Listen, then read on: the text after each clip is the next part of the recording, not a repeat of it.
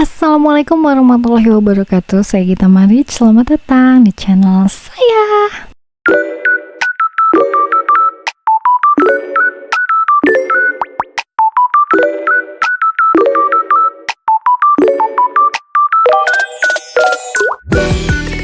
Ayo teman-teman, coba tutup mata kalian sebentar. Bayangin, kalian berdiri di sebuah tempat di mana cuman ada langit di atas kalian. Udah gitu, seluruh dunia itu ada di bawah kalian. Udara yang tipis bikin setiap tarikan nafas kalian itu terasa kayak sebuah pencapaian. Ini bukan lagi soal mendaki gunung. Ini soal berdiri di atap sebuah benua. Sekali lagi, bukan cuma satu, tapi 7 benua.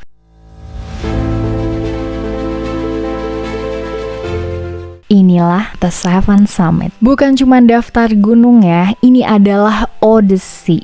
Petualangan yang bakal kalian lakukan seumur hidup, memadukan antara kekuatan fisik, kecerdasan dan kematangan mental, dompet yang tebal, dan jelas sedikit kegilaan. Rencananya di video super lengkap ini kita bakal bedah habis semua yang perlu kalian tahu. Kita bakal bahas dua versi yang sebenarnya ini tuh selalu jadi polemik ya. Kita jelajahi satu persatu ketujuh gunung ini dengan detail yang gila-gilaan. Kita bakal sama-sama ngomongin angka-angka yang bikin pusing sampai kisah-kisah di balik layar yang jelas pasti bikin merinding. Ini bakal jadi panduan ultimate kalian. Bukan cuman buat kalian yang berniat mendaki, tapi buat siapa aja nih yang selama ini udah merasa penasaran sama puncak-puncak impian manusia. So buckle up because this is gonna be a wild ride.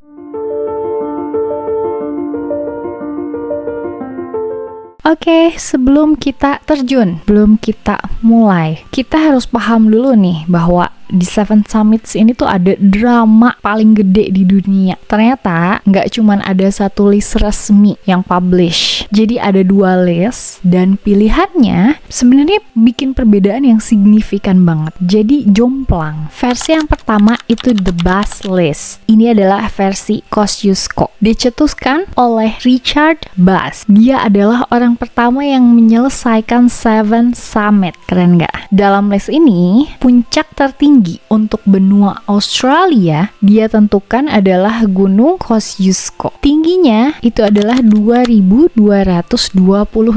meter di atas permukaan laut. Bayangin ya, naiknya itu bisa kayak jalan-jalan sore, bisa ditempuh kayak cuman beberapa jam aja, hiking lah. Ini disebut juga kayak cheat code gitu kalau dalam dunia Seven Summits karena terlalu mudah. Versi kedua, The Messner List atau versi Karsten. Si legend Reinhold Messner, dia tuh bilang, wait a minute, that's too easy. Setelah gunung-gunung yang luar biasa terus cuman hiking doang gitu, nggak kan? Dia ngotot nih bahwa yang bener itu harusnya dilihat dari lempeng benuanya atau continental plate-nya, bukan cuma negara, katanya gitu.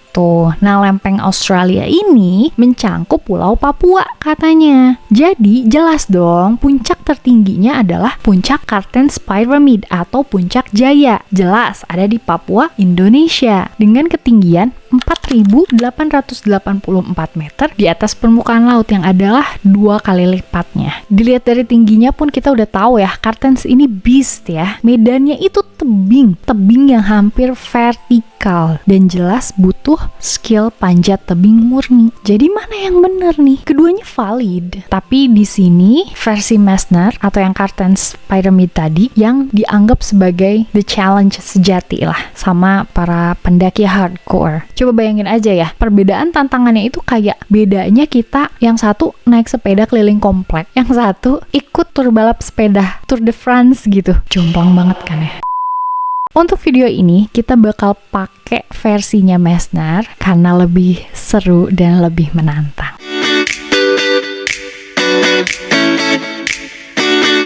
Nah sekarang waktunya kita kenalan secara intim sama ketujuh raksasa ini. Kita urutin nih ya berdasarkan tingkat kesulitan yang umum dirasakan sama para pendaki. Yang pertama ada Gunung Kosciuszko dengan ketinggian 2.228 meter di atas permukaan laut. Lokasinya ada di Australia dengan julukan The Walk in the Park. Kalau kalian pakai versi bus, ini adalah gunung pertama. Jadi jangan bayangin pendakian ekstrim deh kalau ke sini. Ini tuh ya hiking gitu tadi, kayak jalan panjang aja, jalan santai yang menyenangkan gitu. Jadi bisa diselesain dalam jangka waktu kurang lebih 6-8 jam pulang pergi. Udah gitu jalurnya tuh beraspal dan jelas lagi gitu. Terus tantangan terbesarnya di mana? Tantangan terbesarnya ada di cuaca. Nah, Australia ini cuacanya itu bisa berubah cepet banget. Dari awalnya cerah, bisa tiba-tiba jadi hujan es, bisa tiba-tiba anginnya kenceng. Tapi intinya, ini adalah kayak penyemangat dan pembangkit kepercayaan diri sebelum kayak masuk ke gunung-gunung yang lebih kejam ya, yang lebih ekstrim. Yang kedua ada Gunung Kilimanjaro dengan ketinggian 5.895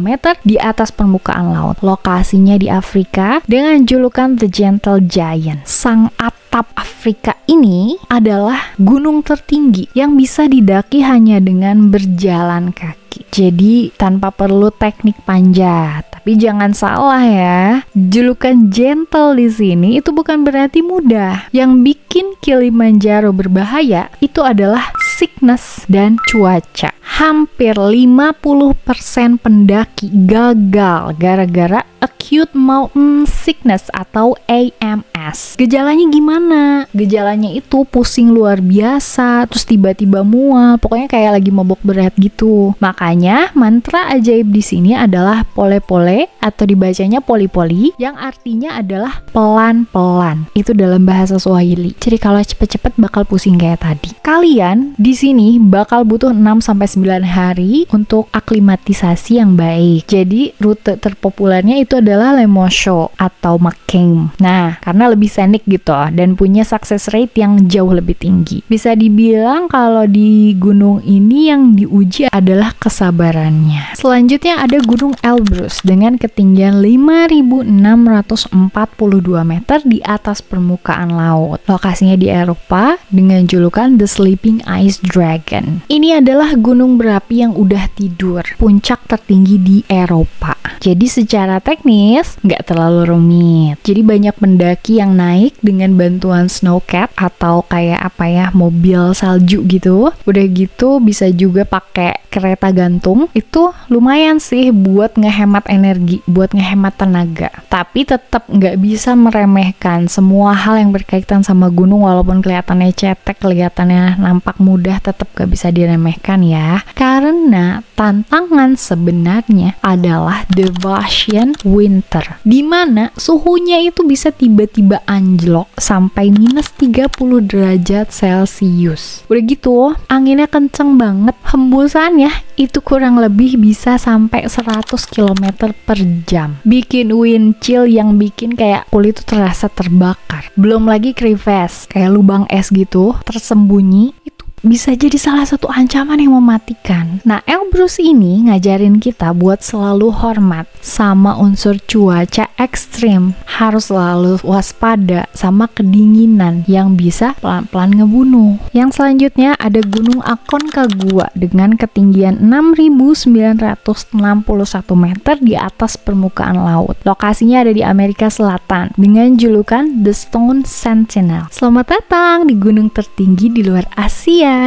Aconcagua ini tuh dijulukin The Stone Sentinel atau penjaga batu. Pendakiannya itu via rute normal, jadi secara teknis masih termasuk jalan kaki, non technically. Tapi ini adalah ujian ketahanan fisik, ujian ketahanan mental yang jelas pure banget. Kenapa? Ada beberapa faktor. Yang pertama, karena ketinggiannya ekstrim, hampir 7.000 meter kan gitu. tubuh kalian tuh berjuang keras loh, berjuang keras untuk dapetin oksigen, karena makin tinggi ketinggian itu makin tipis kan oksigennya. Udah gitu, faktor yang selanjutnya adalah viento blanco atau angin putih. Nah, anginnya ini bisa ngebut banget, nembus sampai 200 km per jam, bisa nerbangin orang, bisa ngerobohin tenda. Udahlah, lewat aja itu 200 km. Kendala yang selanjutnya adalah ekspedisi yang panjang. Jadi di sini tuh butuh 18 sampai 21 hari buat pulang pergi. Jadi kalian tuh harus kayak ngangkut barang berat sendiri gitu kan. Ngatur logistik yang rumit. Banyak yang bilang kalau kalian kuat di Akon Kagua, bisa dibilang kalian punya mental untuk nanti di Everest, raja terakhir.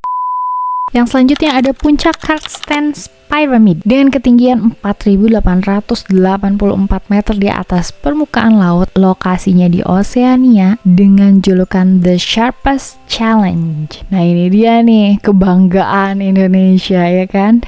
Carstensz Pyramid di Papua. Jangan lihat angkanya yang cuma 4.884 meter. Ini adalah tantangan teknis paling sulit dari seluruh rangkaian Seven Summits. Kalau di gunung lain, kendalanya soal jalan di salju. Kalau Carstensz ini murni panjat tebing, gak ada jalan. Ini adalah rock climbing. Kalian harus punya skill minimal kayak grade 5,8 sampai 5,10 American grading system. Medannya adalah tebing batu gamping yang licin, udah licin basah, udah gitu posisinya tuh hampir vertikal. Jadi bisa dibilang kalau ke situ tuh kalian gelantungan aja gitu di tali. Jelas ya pakai Hermes ya. Terus nancepin peralatan di celah-celah batu. Bener-bener gimana rock climbing lah. Belum lagi aksesnya. Untuk sampai ke base camp sana nih, itu udah jadi petualangan tersendiri. Kalian jelaskan harus terbang ke Timika. Udah gitu dilanjutin naik helikopter, atau bisa sih jalan kaki berhari-hari gitu ya. Kalau jalan kaki tuh bisa lewatin hutan-hutan lebat ya kan. Udah gitu bisa lewatin rawa-rawa, belum lagi lewatin suku-suku yang huru-hara ya, yang konflik. Itu aja udah petualangan gitu kan.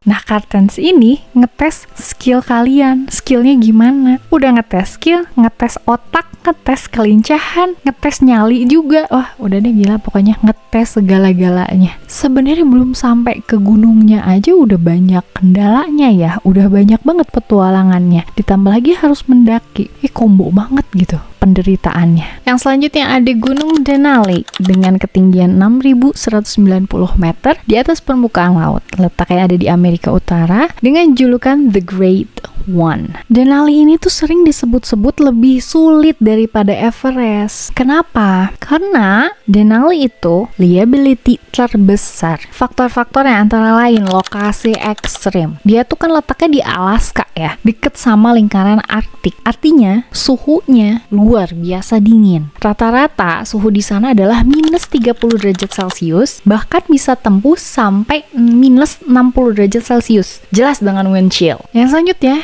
self-sufficiency. Kalian tuh harus menarik sled loh. Harus narik kereta luncur. Isinya ya jelas perbekalan kita untuk kayak sekitar 2-4 minggu lah. Jadi di sana nggak ada porter ya. Nggak ada porter, nggak ada Sherpa. Jadi semua tuh mengandalkan kerja sama tim aja. Udah gitu, kendala yang lain adalah cuaca ganas. Selain tadi dingin, di sana juga bisa tiba-tiba badai. Nah, kalau udah badai kayak gitu, dia bakal nahan kalian berhari-hari cuma bisa di dalam tenda doang. Nggak bisa keluar. Mati dong beku. Jadi bisa dibilang Denali ini adalah simulasi ekskursi kutub. Jadi dia ngajarin kalian tentang kemandirian, tentang kekompakan kerja sama tim, dan jelas ketangguhan di lingkungan yang paling gak bersahabat, lingkungan yang hampir mustahil. And last but not least, Gunung Everest dengan ketinggian 8.848,86 meter di atas permukaan laut. Lokasinya di Asia dengan julukan The Ultimate Crowd and Crucible. Akhirnya sang megah Everest. Banyak yang bilang sekarang Everest tuh cuma jadi tourist trap yang mahal katanya. Tapi kenyataannya Everest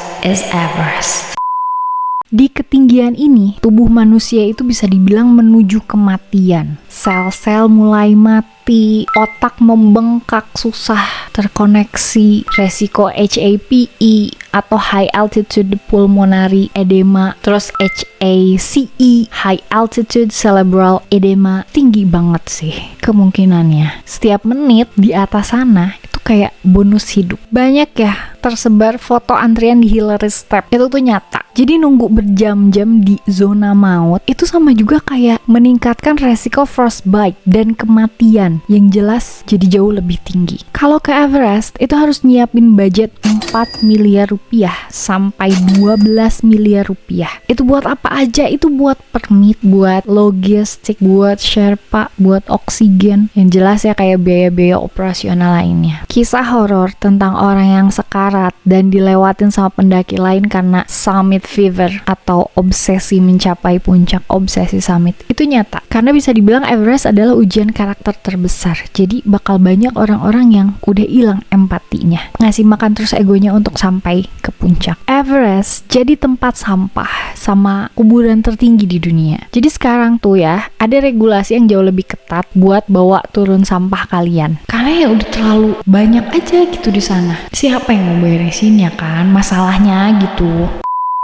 Mendaki Everest sekarang itu adalah tentang logistik yang sempurna, tentang tim yang hebat, tentang fisik yang prima, tentang kebijaksanaan, tentang keputusan yang harus diambil. Jadi bukan cuman kayak sekedar ya udah bisa naik doang gitu, tapi harus bisa turun juga dengan selamat. Karena di sana banyak yang egois ujung-ujungnya. Ya akhirnya itu tadi, empatinya hilang dan nggak peduli sama orang lain. Mikirnya harus bisa sampai puncak dan nggak mikirin gimana cara bawa, misalnya ada teman-teman yang lagi kesusahan kesehatannya, udah nggak mikirin lagi gimana mereka bisa dibawa turun. Intinya safety first, summit second.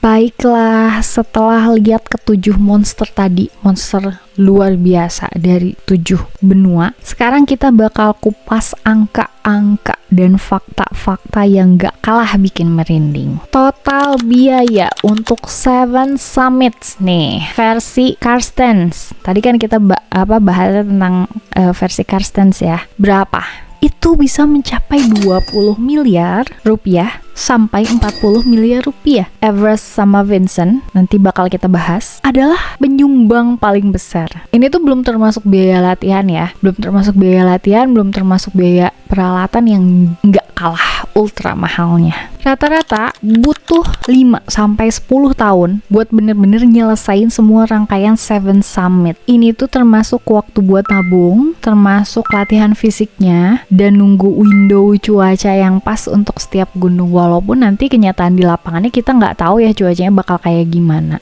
Hanya sekitar 500 orang di dunia yang tercatat sudah menyelesaikan si versi Carstensz ini. Kalau dilihat-lihat sih menurut penelitian ya, ini tuh lebih sedikit jumlahnya daripada jumlah orang yang pernah ke bulan. Jadi lebih banyak yang ke bulan. Rekor dunia dipegang sama Nirmal Nimspurja, orang Nepal. Bayangin, dia nyelesain 7 summit ditambah 2 gunung tinggi lain dalam jangka waktu 189 hari lewat Project Possible. Bisa dibilang itu adalah suatu pencapaian yang nyaris nggak masuk akal sih, dan ngubah standar pendakian dunia yang sebelumnya ada. Oh iya, tadi kelewat, sorry, kita belum bahas tentang Vinson kan. Vinson ini adalah puncak tertinggi Antartika. Tantangan utamanya apa? Tantangan utamanya adalah isolasi dan biaya. Ini tuh cuma bisa diakses sama pesawat khusus dari Chili berangkatnya juga, dan biayanya sekitar 3 sampai 5 miliar rupiah untuk ekspedisi kurang lebih 2 sampai 3 minggu. Itu adanya jelas ya di benua paling terpencil di bumi, di Antartika. Mau kemana lah, mau ngapain ya, kalau ke sana udah nggak bisa apa-apa, udah ngeluarin duitnya mahal banget, terus harus ditaruh di pulau terpencil yang kesananya juga susah banget, PR.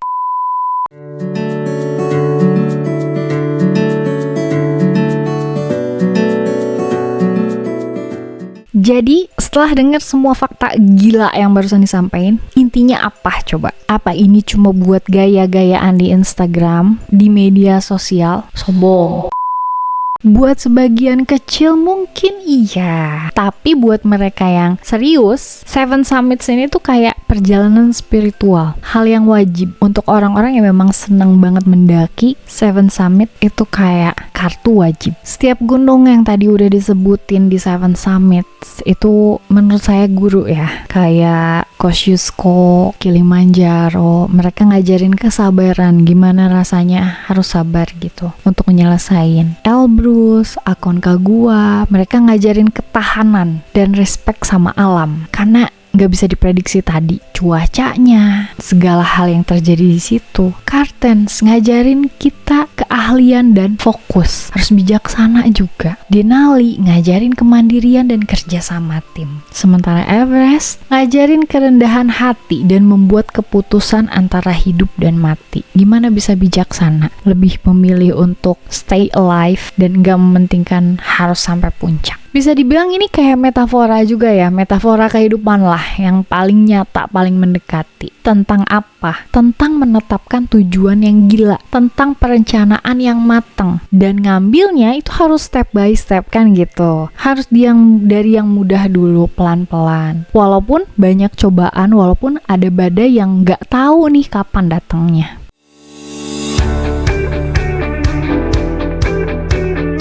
Jadi ya teman-teman, itu tadi tour epic kita nih, udah keliling dunia, ngelilingin 7 puncak tertinggi di 7 benua. Bisa dibilang itu adalah sebuah mimpi ya bagi kebanyakan orang yang emang pengen mendaki. Mimpi yang gak semua orang bisa, mimpi yang cuman ada di angan-angan doang. Tapi pesan saya, bukan cuman soal mendaki gunung, tapi soal memiliki mimpi besar versi kalian sendiri. Seven Summits kalian mungkin bisa jadi ngebangun bisnis, bisa jadi lulus dengan nilai terbaik, bisa jadi pengen punya buku sendiri, atau sekedar besok pengen jadi pribadi yang lebih baik.